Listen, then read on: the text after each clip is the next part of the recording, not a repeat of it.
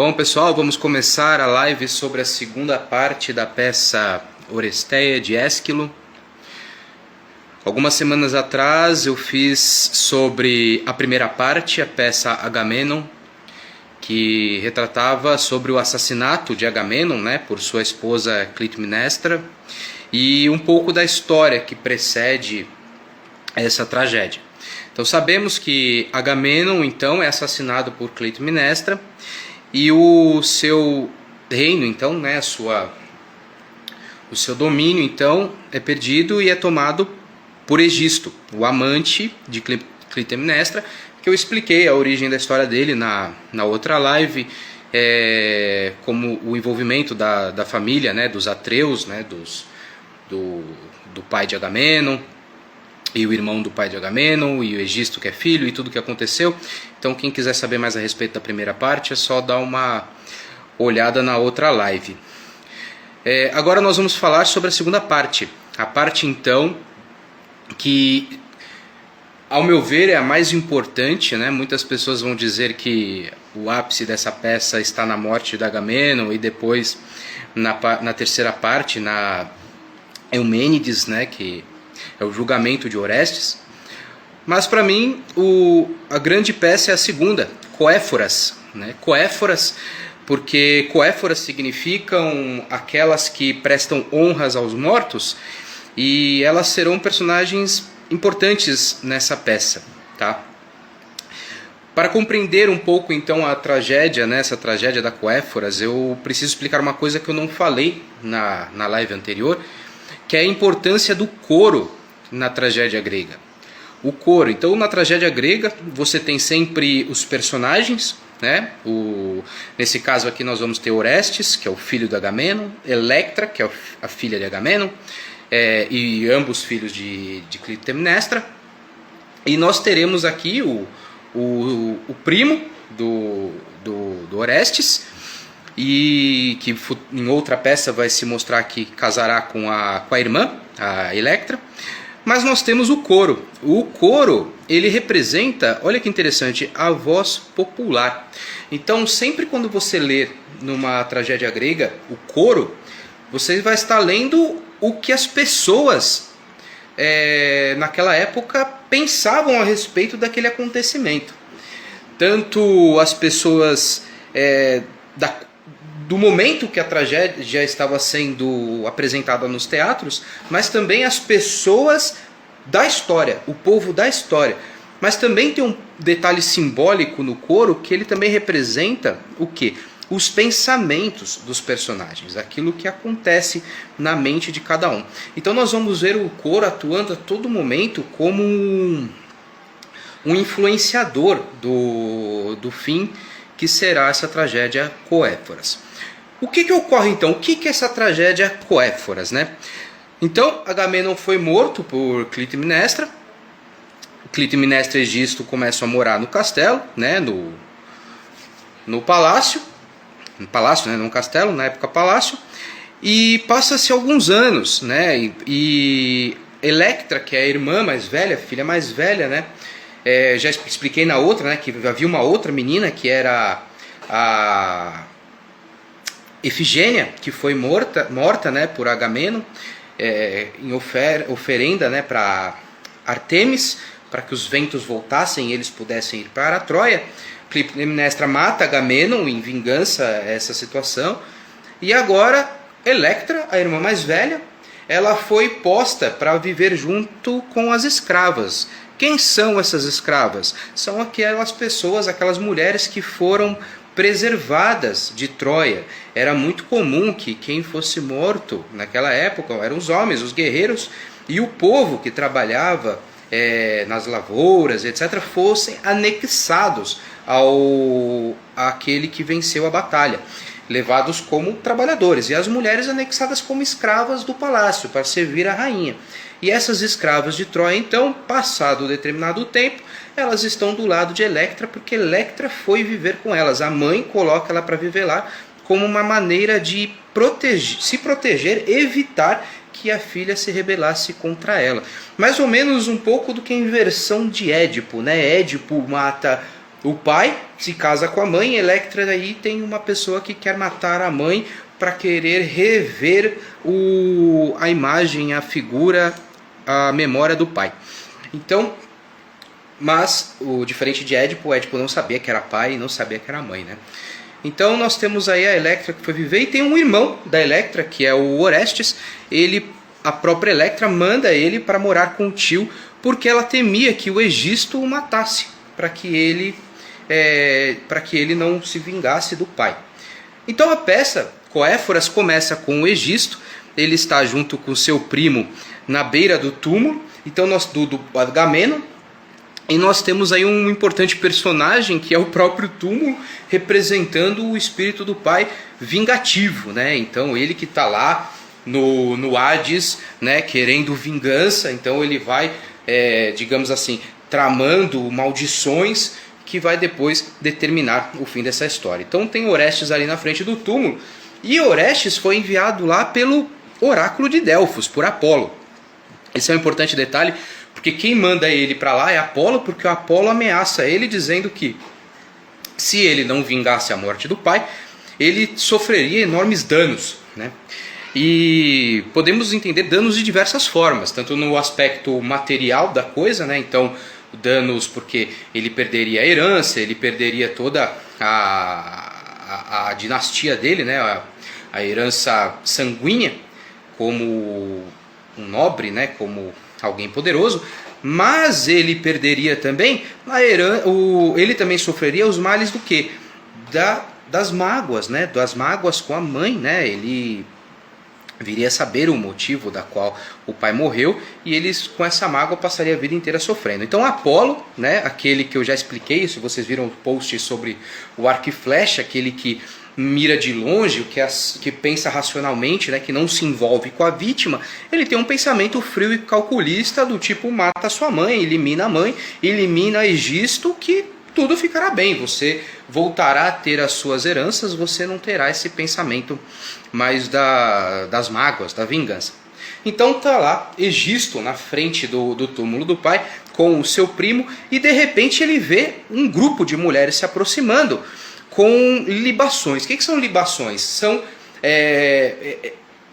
oferendas que elas prestam aos mortos, e junto delas uma das mulheres está muito triste, inconsolável, e essa ele conjectura que possa ser a própria Electra. Ele fala: poxa, deve ser Electra, porque ela demonstra ser a mais triste entre elas. Vou me afastar e vou então ouvir o que está acontecendo para entender do que se trata.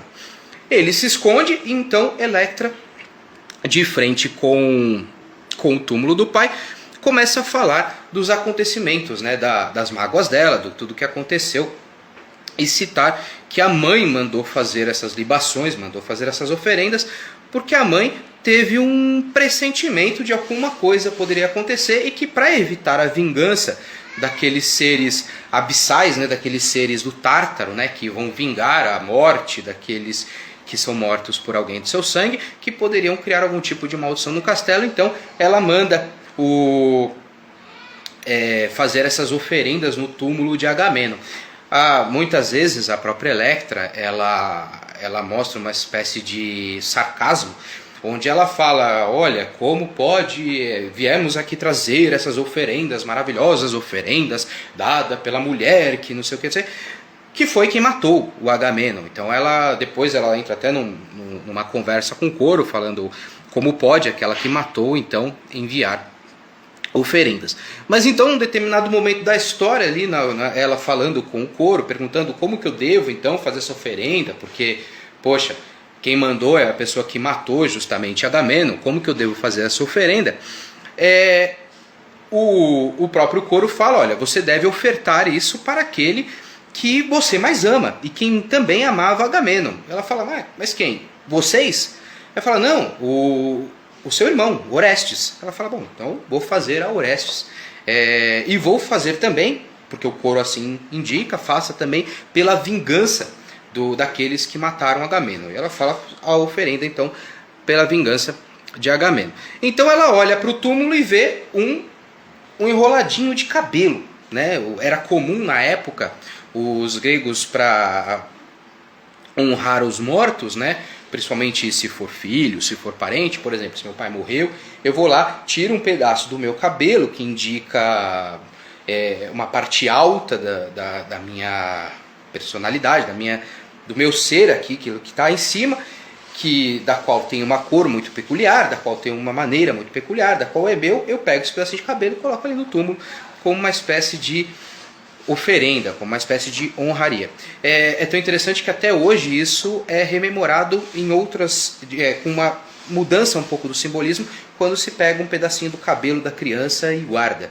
Isso se mantém como a ideia de que esse cabelinho depois deve ser utilizado para honrar aqueles do passado. Então ela vê esse cabelo e ela fala, ora, eu estou vendo um cabelo semelhante à cor de Orestes, semelhante à cor do meu cabelo. Deve ser Orestes, mas não sei ainda, mas fico esperançosa que possa ser Orestes. Eis então ela vê uma pegada, e a pegada do tamanho do pé dela, muito semelhante ali na forma, a pegada de uma outra pessoa, que era o primo de Orestes, ela fala, vejo uma pegada semelhante à minha, deve ser Orestes. E nesse deve ser Orestes ou não, e essa dúvida que ela fica, eis que então de frente para ela aparece o próprio Orestes e fala, aqui estou eu, você que fez libações solicitando a minha presença, aqui estou. Estou eu, Orestes, na sua frente, vamos organizar aquilo que pretendemos para vingar nossos pais, ou etc, etc, etc. Só que ela duvida. O mais interessante de tudo é que ela tinha quase certeza de que era Orestes por conta do cabelo, quase certeza de que era Orestes por conta da pegada, mas ela duvida da presença real do Orestes. Isso é uma coisa muito interessante, porque ali nós temos pessoas que vivem uma situação de muita angústia, muita revolta pela morte, né, do pai e a vingança. E essa passagem nos faz refletir sobre um detalhe muito importante da nossa na nossa psique, da nossa mente, né? Quantas vezes a gente, diante de sentimentos equivocados ou sentimentos reais, mas tristes, né, de rancor ou de raiva, a realidade não nos convence, a realidade não nos apresenta, apesar de nos apresentar como nós não acreditamos. Então, por exemplo, se estamos magoados, supomos que uma pessoa fez alguma coisa com a gente, ela pode falar diversas vezes, não, eu não fiz, eu juro que eu não fiz. Fala, não, tenho certeza que você fez, eu tenho certeza que você está chateada comigo, porque a gente começa a descolar da realidade, porque os traços que evocam aquilo que gostaríamos que fosse, ou que imaginamos que fosse, nos parece mais real do que a realidade concreta. Então, o Orestes, de frente com ela duvida, ela fala assim, pô, mas quem é você? Né? Então, assim, ela tinha uma pessoa com a cor do cabelo dele, com a aparência semelhante a dela, com o pé que ele viu, duas pessoas que eram que estavam na pegada. Ele fala, mas quem é você? Ele fala, eu sou Orestes. Ele fala, não, você deve ser algum estranho tentando me pregar uma peça. O que Orestes faz então? Ele pega um pano que ela tinha tecido para ele com algumas ilustrações de caça que ele usava para quando ia caçar.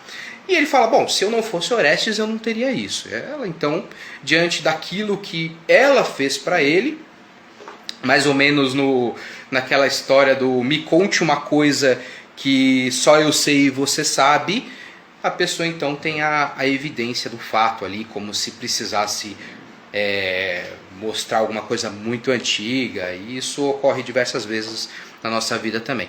Então ela percebe então que de fato é o Orestes. Então os dois começam ali a conversar do que vão fazer, qual que é a situação, e o Orestes pergunta, por que diachos vocês vieram fazer libações ao nosso pai? Porque quem mandou foi Clitemnestra, e ela que matou. Não faz sentido ela honrar uma pessoa da qual ela demonstrava raiva, né, por ter matado a outra filha dela, não faz sentido. Então o coro explica. Clitemnestra teve um sonho, e nesse sonho ela enrola uma cobra, uma serpente num pano, como se fosse um bebê, e vai amamentar essa serpente. E essa serpente morde o seio dela, tirando um pouco de sangue, e ela acorda muito assustada, e os intérpretes acreditam que isso seja uma mensagem de Apolo, de que poderia acontecer alguma coisa muito ruim. É interessante porque a serpente ali, ela evoca duas situações. Tanto que simboliza o próprio Orestes, né, como aquele que nasce, mas é uma cobra criada que vai se vingar da mãe. Mas também, se ela nunca tivesse mandado a honraria lá, as libações, nunca Orestes teria encontrado Electra, nunca eles teriam tramado contra a morte da própria mãe, né? Falar que Clitemnestra vai morrer, e não é spoiler porque é uma história consolidada, né? Não existe spoiler numa história de mais de 2000 anos, né? Então, aqui boa parte de vocês já sabem disso. Então, esse fato faz com que Electra vá até Orestes e assim eles tramam a morte da mãe. Então as serpentes ali, a serpente presente ali sugando o leite, também pode simbolizar a serpente que nós criamos na nossa cabeça, né? Nossas paranoias que a gente cria, né? Muitas vezes pela culpa, né? A gente se sente culpado de alguma coisa, começa a desenvolver paranoias, a gente alimenta aquela paranoia, como ela dando de mamar para aquela cobra, e aquela serpente tira um pouco do sangue dela, que é nossas paranoias tirando o nosso sangue. E por conta da paranoia dela, ela vai se desenvolver para que ocorra exatamente aquilo que ela não queria. Então, vou fazer até um paralelo que às vezes acontece com as pessoas, né? A pessoa de tanta paranoia, que num caso de ciúmes, né, um ciúmes conjugal, a pessoa de tanta paranoia com o seu cônjuge, né, ela fica tão vidrada, tão paranoica, que ela começa a alimentar aquela paranoia de que vai perder a pessoa, de que ela está com outra, que ela se torna tão tóxica que ela de fato perde a pessoa, mas por culpa dela. Então temos aí uma referência muito clara a essa situação também da Clitemnestra, que alimenta essa paranoia e acaba levando a sua filha, que encontra Orestes lá no túmulo do pai. Os dois então se encontram, tramam, né, como que deve morrer a Clitemnestra, e Orestes então propõe que Electra, com as coéforas, com as moças das libações, que na peça é o coro, né, então as coéforas são o coro, é o coro, elas voltam e devem então fazer de conta que nada está acontecendo. O Orestes chega no palácio, e ele se passa por um estrangeiro que veio passar a mensagem de que o Orestes havia morrido lá na ilha do tio. Ele fica lá na porta do palácio até alguém abrir para ele e ele conseguir falar, e ele cria toda uma trama de que a primeira pessoa que ele vai ver é o Egisto, e ele vai atacar o Egisto, vai matar o Egisto, e o que ocorre é que a primeira pessoa que ele vê é a própria mãe. É a própria mãe. E ele não consegue agir de frente com a mãe ali. Ele fica naquela situação do não sei o que fazer, mas ele consegue dizer aquilo que ele ensaiou. Ele se passa por um estrangeiro, ele diz, olha, o Orestes morreu, nós viemos contar essa história, e a mãe faz todo um ensaio de que está muito triste, porque perdeu o filho, porque a morte não vai embora desse palácio, etc. Só que essa morte que não vai embora do palácio também faz alusão a vários acontecimentos anteriores, desde a época do pai do Agamenon, Atreu, que fez o churrasco lá com os sobrinhos, e etc. E essa maldição vai ocorrendo. E uma questão é que existe simbolismo por trás disso, depois eu vou mencionar para vocês esses pontos, estou contando primeiro a história. E ele se passa, então, ela faz toda aquela alusão e vai contar toda essa mentira de que ela está triste, e ela vai e pede para a ama, né, aquela que deu de mamar para o Orestes quando era pequeno, e chamar o Egisto, que é o amante dela, para contar que o Orestes morreu. A ama percebe que a mãe estava ensaiando, fica mais triste, mais revoltada, e ela fala, olha, ela está forçando um choro, mas por trás tem um sorriso de canto de boca, porque assim, ela morrendo Orestes, não há quem vingue, porque a irmã está lá junto com as escravas, então acabou, eles são donos do pedaço e segue em frente. Vou lá chamar o Egisto. O Egisto também faz toda aquela palhaçada, fingindo que está triste, e vai lá de frente com o suposto estrangeiro, que é Orestes. Quando ele se depara com Orestes, ele pergunta o que aconteceu. O Orestes fala, e o Orestes, aí no conto aqui não fala, mas em outras peças vão dizer que quem mata é o primo do Orestes, mata o Egisto, e nisso que ele mata o Egisto começa a gritar, começa a sangrar ali, Clitemnestra corre, ele vai, plá, enfia a espada na garganta da mãe, matando a mãe, né? Mas antes eles têm um diálogo onde ela fala, vou morrer da mesma forma que matei o outro, tu és a serpente do meu sonho, e ele fala, sou mesmo, estou aqui para vingança. Ela tenta negociar com ele, falando, olha, eu gostaria de viver com você até a morte, etc, etc. mas na verdade tudo aquilo é uma estratégia para tentar sobreviver. Mas ele vai, mata ela e assim termina a vida de Clitemnestra. A história não acaba aí, a história é com ele conversando com o coro, e então na frente dele surge como medusas, como eu não vou lembrar agora qual que é as górgonas, como as górgonas, alguns seres na frente dele, e o coro fala, mas eu não estou vendo, e ele desesperado, tem uns seres aqui com cabeças de serpente, tal qual as górgonas na minha frente, e eu não sei o que é. Eram as erinhas que representam a culpa, o remorso, e ele fala, são as erinhas, são as cadelas de minha mãe. O que ele quer dizer como cadelas? Porque os caninos, eles caçam, né, em conjunto, mordiscando o calcanhar até derrubar a presa, assim também é a culpa que vai mordiscando as pessoas por baixo até derrubá-la. Então ele fala, as cadelas de minha mãe são as erinhas, são esses caninos, esses seres infernais que vão agora tumultuar a cabeça dele e vão dar o próximo arco, que é a peça Eumênides. A peça Eumênides que vai falar então como que essas erinhas se transformam na Eumênides, porque tudo isso que nós estamos vendo, além da história de Agamenon, de Orestes, de Electra, de Clitemnestra, mostra uma passagem de um sistema legal de júri, né? de julgamento das pessoas, que antes ali a família era muito em cima da vingança, matou, vou matar também, e mata o outro, eu vou vingar. E aqui então vai ter Apolo defendendo, na próxima peça vai ter Apolo defendendo Orestes, porque afinal foi ele que pediu. As erinhas querendo acusá-lo, querendo levar ele para o inferno, porque ele matou a mãe, ele tem que sentir remorso. Atena intervém e fala, bom, quem tem que julgar não somos nós, vamos levar para o povo tem que julgar, e se o povo decretar empate, eu serei aquela que irá definir. Como Atena em romano é Minerva, voto de Minerva é aquele voto decisivo, e daí que surge isso. Então Atena lá depois vai empatar, né? o voto popular vai empatar, ela vai desempatar a favor de Orestes, decretando assim o início de uma nova maneira de se julgar as pessoas a partir do júri, o que não existia antes. Então aqui nós temos também uma história jurídica, né? Existe um mito fundador do júri. Olha que interessante que nós temos aqui. Mas mais do que isso, aqui nós temos também uma relação de família com família tóxica, né? É uma das famílias na mitologia, na história, no teatro grego, uma das famílias mais tóxicas que tem. Porque pai mata filha, que mãe mata pai, e depois filhos conspiram na morte da mãe. E acaba aí. Só que o que ocorre? O que é essa... Vamos primeiro esmiuçar o que significa isso, né?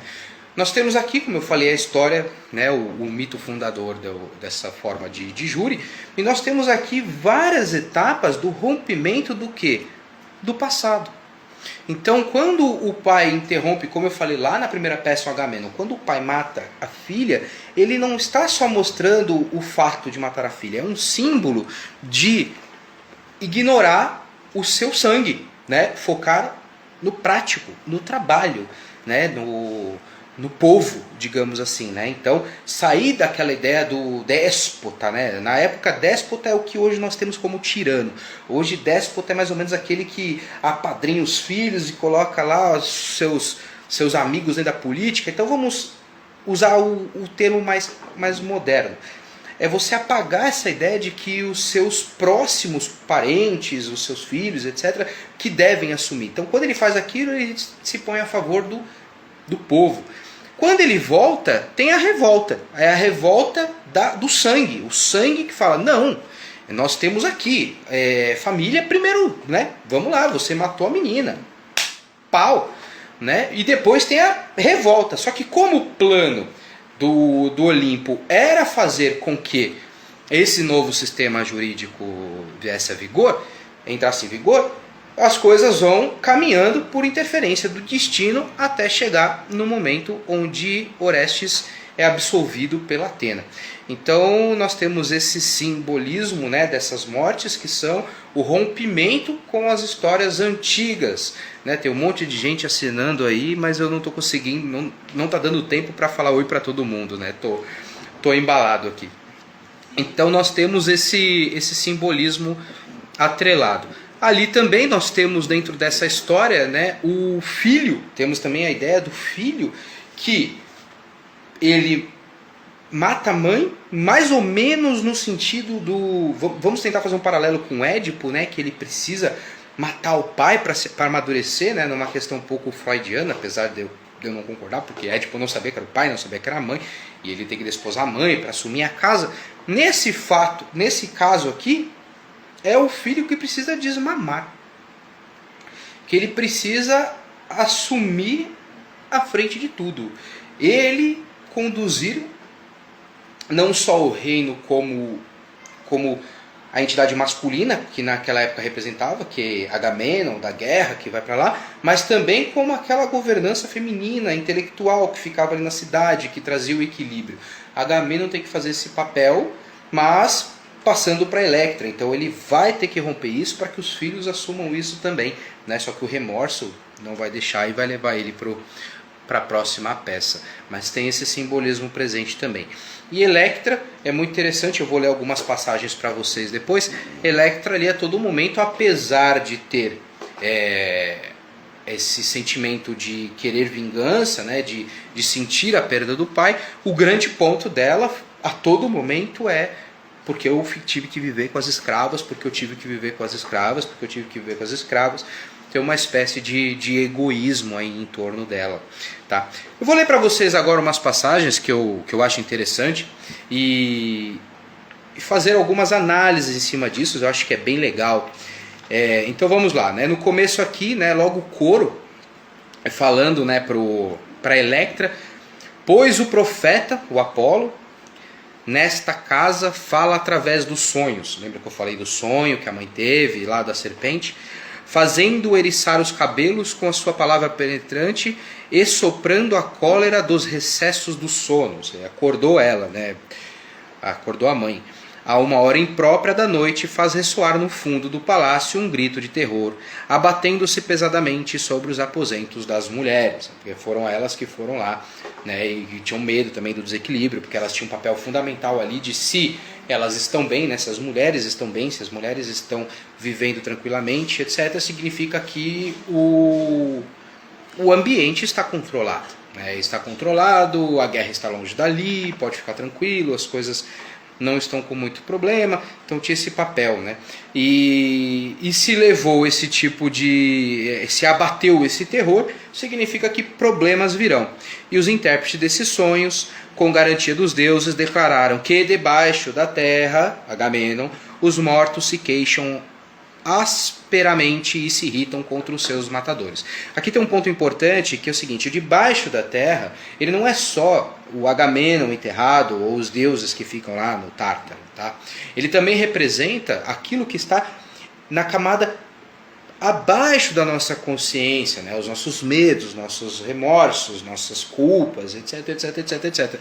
Então aqui já está dizendo que existe tanto na Electra o sentimento de querer vingança, de angústia, de raiva e etc., como também no coro um medo do futuro, de instabilidade da situação, porque o coro representa a voz popular, como também Clitemnestra tem o remorso, tem o medo, tem o receio da vingança, tem um monte de coisa que está acontecendo ali, e todos esses sentimentos abaixo residem no Tártaro, residem sobre a curadoria de Hades, fazendo ali, puxando, e depois vocês vão ver que vai ter Perséfone aparecendo aqui como o surgimento de uma esperança, né? Então, porque é o trigo que nasce, né, depois do inverno, e na mitologia ela desce para morar com Hades, depois ela volta para passar um tempo com a sua mãe, e isso é o trigo nascendo, mas também é aqueles nossos sentimentos que vão lá para baixo, mas depois a gente traz à tona para refletir sobre ele e conseguir resolvê-lo. Então Perséfone tem essas duas questões. Continuando: e é no desejo de afastar a desgraça que a mulher ímpia me envia, ó terra-mãe, com estas oferendas com esta oferenda intolerável, porque o coro não tolerava que Clitemnestra estivesse fazendo uma oferenda para Agamenon. Pois que resgate pode haver para o sangue derramado sobre o solo? Não tem como resgatar os mortos, né? Morreu, já era. Ou faz em vida, ou não faz. Mas por que agora ela quer fazer libações para aquele que ela matou? Ai, lar só digno de lágrimas, ai, palácio em ruínas, impenetráveis ao sol, odiosas aos mortais, as trevas envolvem a casa atingida pela morte do seu senhor. Impenetráveis ao sol, não só sol no sentido do sol astro, mas da luz, impenetrável para a sabedoria, impenetrável para a inteligência, impenetrável para o espírito, impenetrável para as coisas do Olimpo, impenetrável para Apolo, né? Então tem toda essa ideia de que a luz não estava naquele castelo. Ali só tinha trevas, só tinha seres do Tártaro. E o coro, que lembrem, é a voz popular e a cabeça do Orestes e da Electra. Pela minha parte, já que os deuses quiseram que eu partilhasse a sorte da minha cidade, então que é o êpodo. O que é o êpodo? É esse sentimento aqui que a gente está falando. Fazendo-me sair da casa paterna. É uma escrava que saiu lá de Troia para esta vida de escravidão. Entendo que devo obedecer, mesmo forçada, às ordens justas ou injustas dos poderosos, sufocando o meu ódio amargo. E sob os meus véus, choro a sorte cega dos meus senhores, com a alma gelada por um luto escondido. Então essas escravas que foram tiradas de Troia, agora ela não tem muita escolha, a não ser torcer para que os senhores consigam, pela sorte dos senhores, né?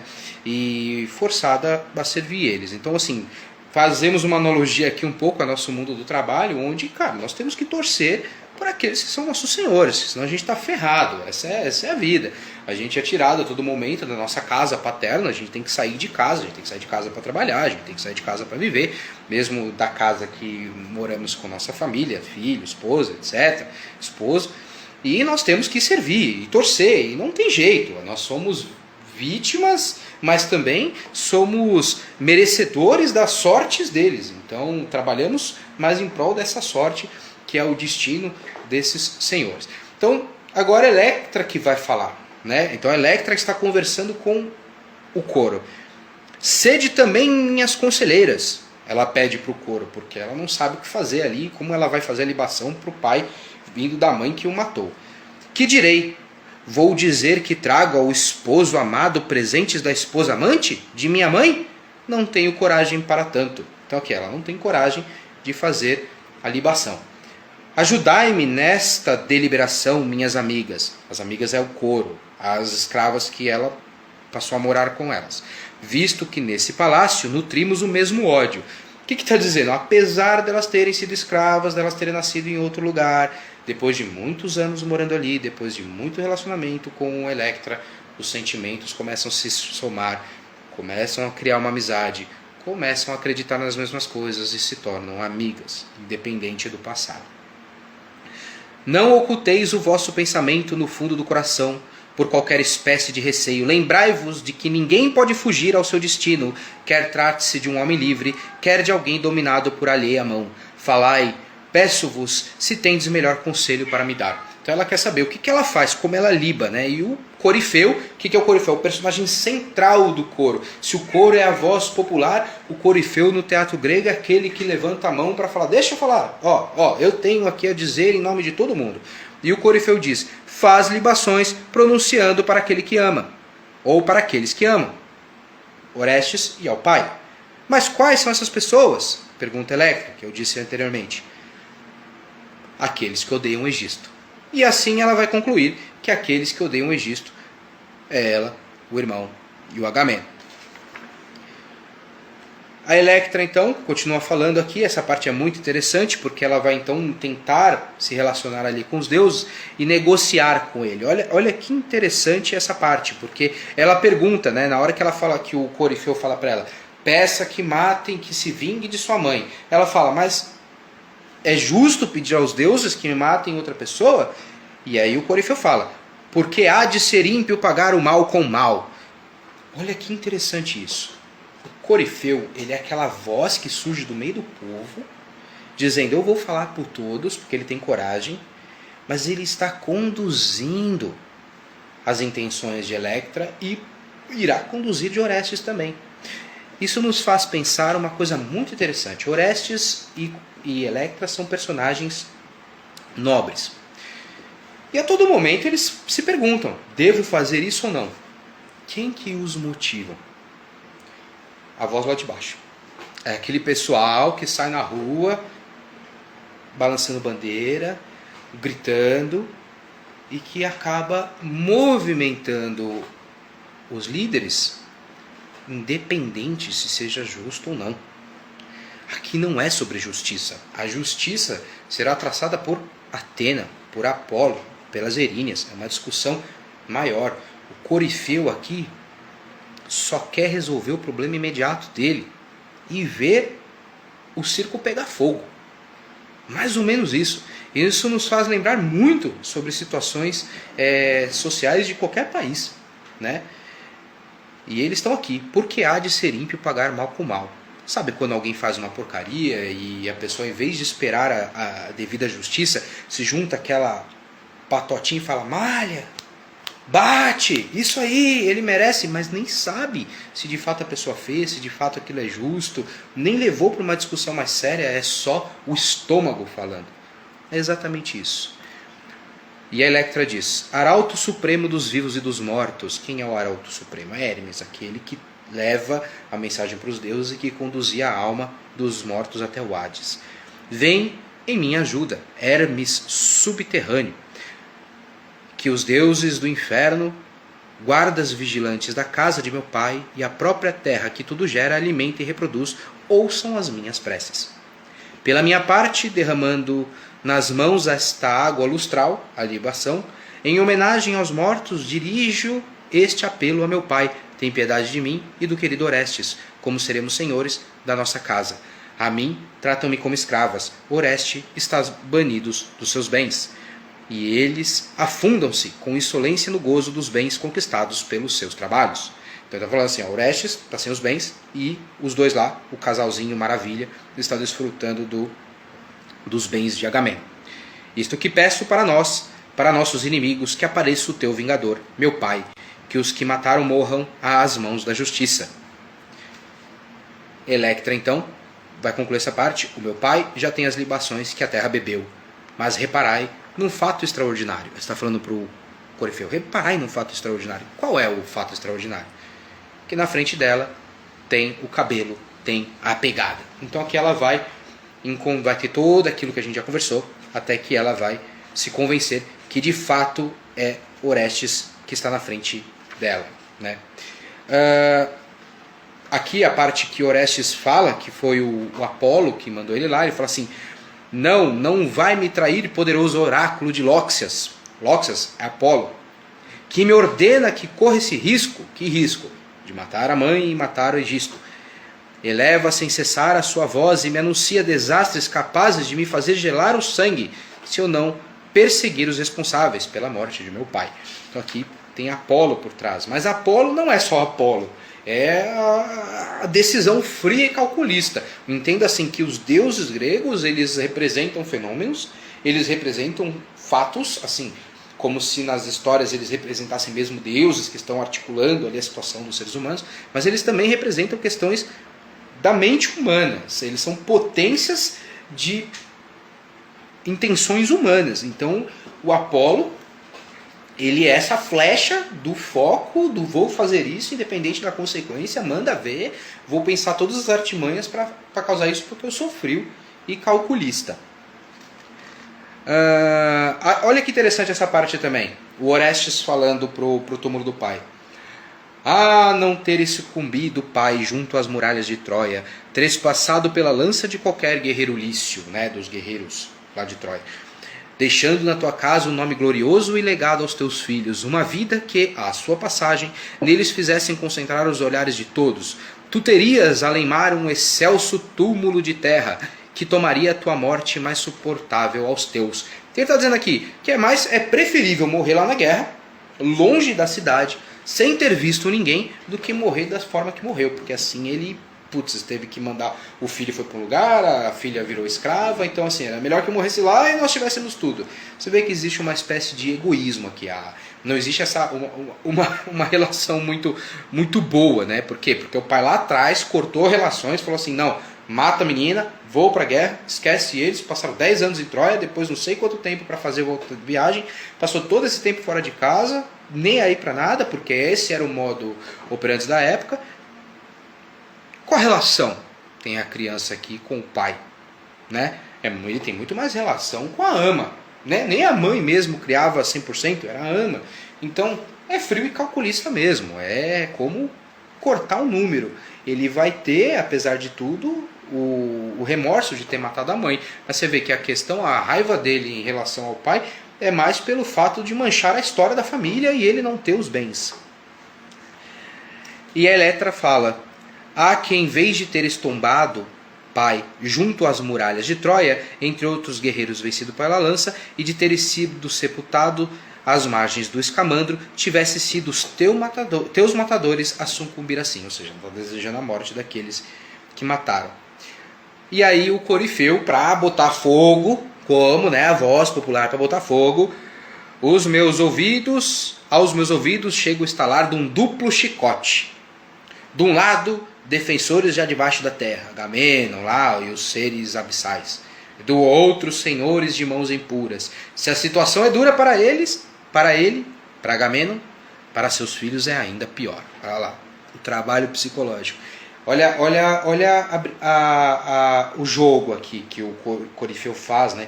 Isso faz a gente pensar muito em questões de debates políticos, em manipulações de percepção, né? De como o público pode moldar a percepção de um poderoso, né? Aos meus ouvidos chega a estalar de um duplo chicote. Duplo chicote, bate dos dois lados. Então, você entra na conversa, no discurso, achando, lá vem duas porcarias. Mas não é verdade. Na verdade, a opinião aqui vai ser extremamente tendenciosa. Prestem atenção. Duplo chicote. De um lado, defensores já debaixo da terra. Do outro, senhores de mãos impuras. Ora, mas não era um duplo chicote? Mais ou menos. Defensores e mãos impuras. Se a situação é dura para ele, então eu uso a figura, uma figura que morreu, uma figura simbólica, uma figura central, porque estão todos ali em volta do túmulo. Para seus filhos é ainda pior. Então, assim, é pior que a morte. O Corifeu manipulando a mente desses dois jovens. Aí Orestes responde, lógico, né, diante desse jogo, né, dessa persuasão, essas palavras penetram nos meus ouvidos como uma flecha. Flecha, Apolo. Zeus, ó Zeus, tu que dos infernos acabas sempre por fazer surgir a desgraça para os mortais de mãos criminosas, até os pais têm de pagar. Então assim, decidiu que tem que fazer a vingança, e é isso, e ponto. Olha o coro aqui, acabando de dizer que está do lado do Agamenon. Peraí, desculpa aqui, pulei a parte. Olha a Electra aqui falando do egoísmo dela. Falas da sorte de meu pai, e eu que fui posta de lado, desprezada, envelhecida, atirada para um canto como um cão malfazejo. O choro rebentava-me mais pronto que o riso e escondia-me para entregar às lágrimas e os suspiros. Ouve tudo isso e grava na tua memória. É isso que ela está falando para o irmão dela. Olha o quanto que eu sofri, olha tudo que eu passei. Continuando aqui um pouco, o coro vai invocar agora todos os sentimentos infernais de revoltas, de angústias, de raivas, de inseguranças, ansiedades, medos, decepções, tudo. Eles vão invocar tudo na mente desses dois. Por isso que o coro é tanto a voz do povo, trazendo esses sentimentos para os seus comandantes, como também as vozezinhas na nossa cabeça. Diz assim o coro: mas penso para estas feridas,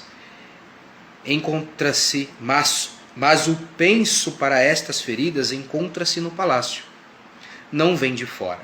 Ou seja, o problema está lá no palácio, não está aqui. Será dele próprio que sairá o remédio. através de uma luta cruel e sangrenta. Este é o hino desejado pelos deuses infernais. Pronto, é isso que o coro está fazendo aqui. Pois um culpado, pois que o remédio sai de derrotar esse culpado e invoca que esse é o desejo de todas as angústias, de todos os remorsos, de todas as revoltas e tudo mais. Orestes então diz: ó terra, deixa subir o meu pai para que ele me assista ao combate. E Electra: ó Perséfone, dá-nos uma brilhante vitória.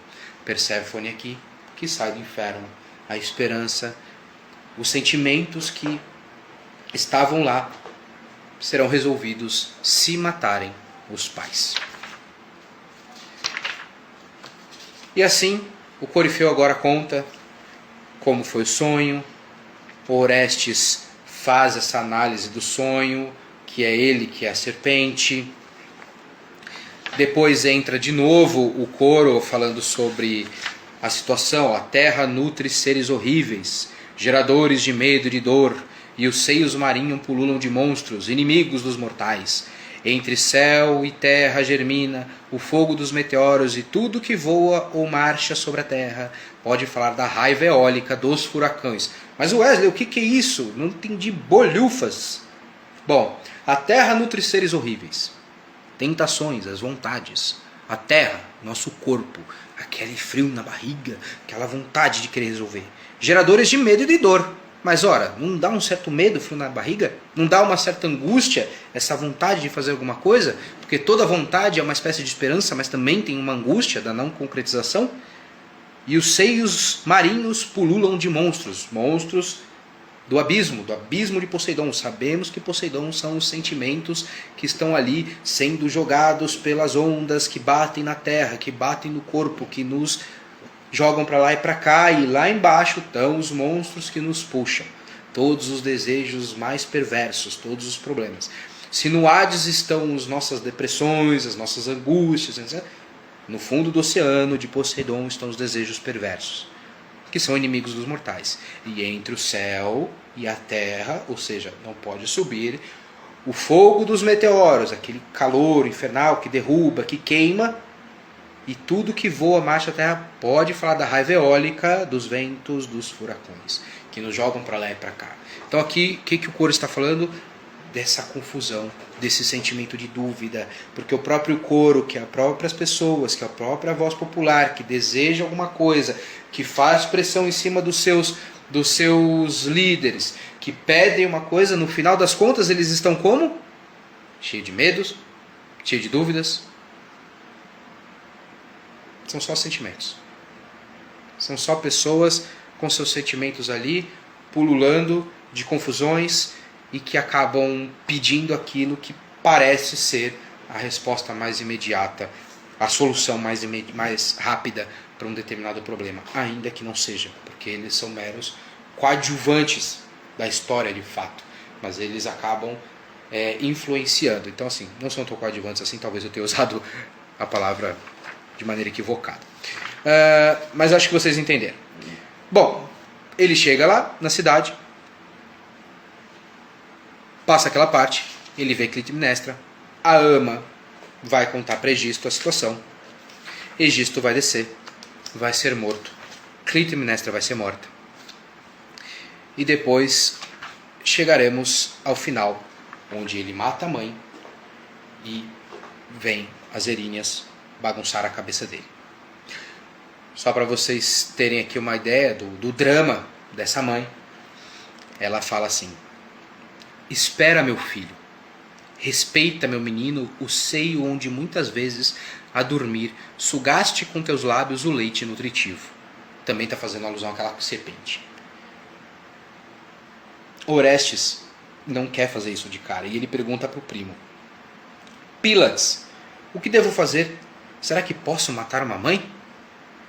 E o Pílades diz: de outro modo, que seria do oráculo de Lóxas, de Apolo, proferido em Pito, e da lealdade dos juramentos? Olha que é melhor ter contra ti todos os homens do que os deuses. E Orestes diz: acho que tem razão, me aconselha bem. Ele pede a Clitemnestra: segue-me, quero matar-te junto dele, que é o Egisto. Em vida preferiste-o ao meu pai, dorme agora com ele na morte, visto que é ele que amas e odeias quem deveria amar. E ela fala: fui eu que te criei, quero envelhecer contigo. O destino, meu filho, é em parte culpado de tudo isso. E de fato, a gente sabe que é de fato culpado, porque tem todos os acontecimentos da maldição na casa dos Atreus, dos Atridas, e tem toda essa ideia de que eles têm que fazer essa mudança na maneira jurídica, né? Não tens medo da maldição materna, meu filho? E ele disse: não, apesar de minha mãe, foste tu que me lançaste para a desgraça, porque se ele não matá-lo, ele vai criar outra maldição. Não tenhas vergonha, diz Clitemnestra. Fala também, por exemplo, das loucuras de teu pai. Quantas vezes um filho não ouve isso às vezes de uma mãe ou do pai? O pai vira e fala: você está falando isso para mim? Já viu as loucuras que sua mãe fala? E vice-versa. Já viu as loucuras que teu pai fala? O que gera? O que gera aqui? O que nós temos aqui também para fazer essa análise simbólica da situação? Esse jogo acaba por muitas vezes um morre simbolicamente, então a mãe matou o pai simbolicamente, mas não matou no filho a ideia de que então o que era meu pai? Porque ela matou meu pai naquela época, mas o que ele era de fato? Será que era verdadeiro isso? E agora o filho quer matar a mãe.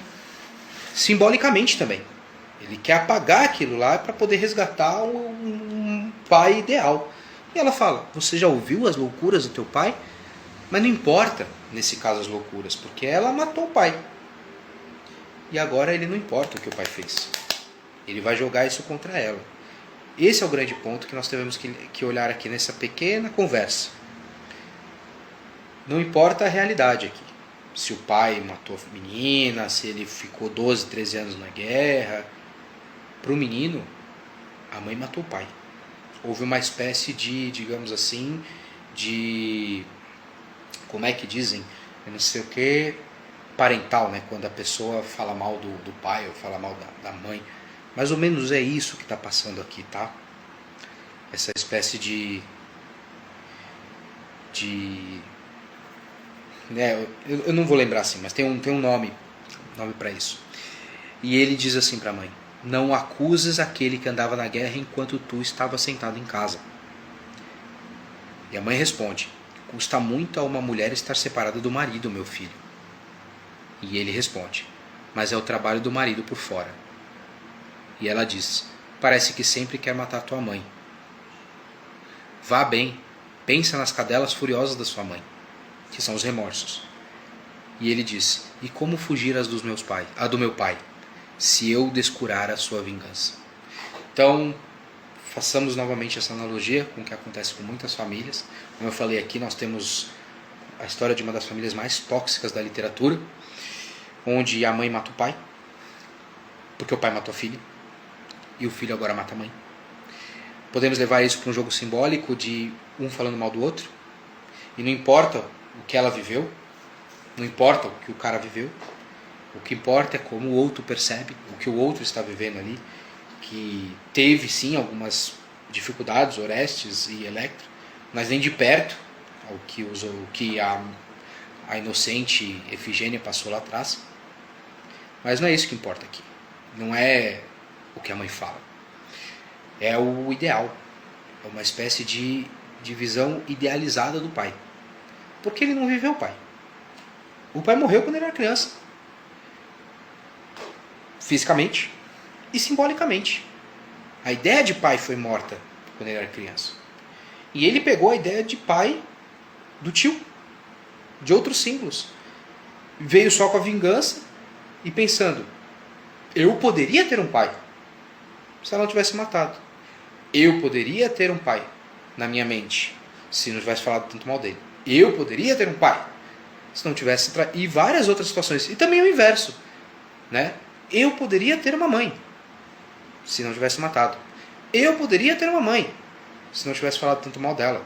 Eu poderia ter uma mãe se não tivesse trocado ela por outra. E assim nós podemos levar isso para os dilemas familiares de hoje em dia. E o menino tenta defender o pai pela ideia que ele tem do pai. Não pela vida, não pela realidade. Não pelo fato do pai ter chego com uma escrava, que ele teve relações sexuais na viagem inteira com ela, a ponto de ter tido uma filha, que ele tinha várias outras lá em Troia, que ele fez um monte de porcaria lá em Troia com Aquiles, e isso causou a morte de um monte, e Aquiles ficou frustrado também. Aquiles foi meio molecão, mas nada justifica o que Agamenon fez. Agamenon quis ser o poderosão. Aí vocês têm que conhecer a história de Troia, da Ilíada, né? Isso vai ser registrado na Ilíada, né? Só um detalhe, né? Tava caindo uns doenças do céu, o oráculo lá fala, putz, os deuses que estão atacando a gente. E para isso, porque o cara lá, o pai da menina lá rezou pro deus lá que tá atacando, tem que devolver a menina pro cara. E essa menina era a menina do Agamenon. Ele fala, não vou. O pessoal fala, pô, mas se não for vai morrer todo mundo. Ele fala, tá bom, eu entrego, mas eu vou tomar a do Aquiles. E tomou a do Aquiles, porque ele era mais forte. Então assim, todas essas questões o Orestes não sabia, né? Ele não soube disso, que o pai dele tinha vários problemas, fez várias coisas erradas, né? E não tinha como ele saber. A mãe sabia de muitas coisas, dessa parte ela não sabia, mas ela sabia que ele, por exemplo, sacrificou a menina, a Ifigênia, priorizando os colegas de trabalho, né, os soldados. Por isso que ela ficou puta com Agamenon. Mas o que o menino tem? Um ideal. Foi tanto tempo a mãe falando mal, né? Ou seja, a mãe matou o pai, simbolicamente matou o pai quando fala mal, ou fisicamente matou. Foi tanto tempo isso que ele ficou com o ideal e não dá mais para tirar isso da cabeça. Ele vai precisar matar a mãe fisicamente ou simbolicamente, rejeitando, brigando com ela e falando, não, tô do lado do meu pai. E ponto. Depois que tudo isso acontece, olha que maluco, o Corifeu, que é a voz do coro, vai dizer o seguinte: ai, ai, ai, deploráveis ações, sucumbistes a uma morte horrorosa. Clitemnestra. Ai, ai, ai, para outrem, os sofrimentos irá um dia florir. Nenhum mortal poderá passar sem pagar uma vida isenta de dores. Ai, ai, ai, uns pagarão mais cedo, outros mais tarde. Porra! Pô, Corifeu, depois que você me convence a fazer toda essa porcaria, você vem me falar que o sofrimento vai continuar? Que você já está vendo toda a porcaria acontecer aí? Mas não é exatamente isso que acontece? Depois que vai lá a muvuca falando pra você, faz isso, faz isso, faz isso, faz isso. Vai lá, briga com seu chefe, vai lá, briga com sua mulher, vai lá, briga com seu esposo, vai lá. Aquelas vizinhas que ficam falando, você tem que encarar seu marido. Ou aqueles amigos que ficam, cara, você tem que dar uma lição na sua esposa. Vai lá, aquela voz. Aí depois que dá toda a porcaria, o cara fala, pô, mas era óbvio que iria dar porcaria, né? Ó, aí a voz do povo quer se ausentar. Então aqui fala um pouco sobre disso, que a voz da massa, ela não carrega responsabilidade. Então, no final das contas, quem se ferra é aquele que age, é aquele que toma a decisão. A voz do povo pede uma coisa, depois que dá porcaria, fala, então, mas você fez porque quis, né? Nossa, tô tudo desorganizado aqui, tudo desarrumado. Você fez porque quis. Vai dar porcaria, meu amigo. Agora é contigo. E assim, Orestes agora vai ver as Erinhas tentando ele, e ele vai correr para o templo de Apolo para pedir ajuda. E essa é a Coéforas, a segunda peça da Oresteia, o momento que se insere Orestes na peça que carrega o nome dele, na trilogia que carrega o nome dele, Oresteia. E agora no próximo vídeo, Eumênides, como que as Erinhas vão deixar de ser a culpa para se tornar Eumênides, que, se eu não me engano, no próximo vídeo eu trago a resposta, significam misericórdia. Por quê? Porque um júri pode ser misericordioso. Beleza, pessoal? Quem tiver dúvidas, quem tiver perguntas para fazer, pode mandar via inbox, que eu terei o maior prazer de respondê-los. Beleza? Um abraço a todos, feliz ano novo e que venham muito mais vídeos e que vocês tenham gostado. Abraços a todos. Tchau, tchau.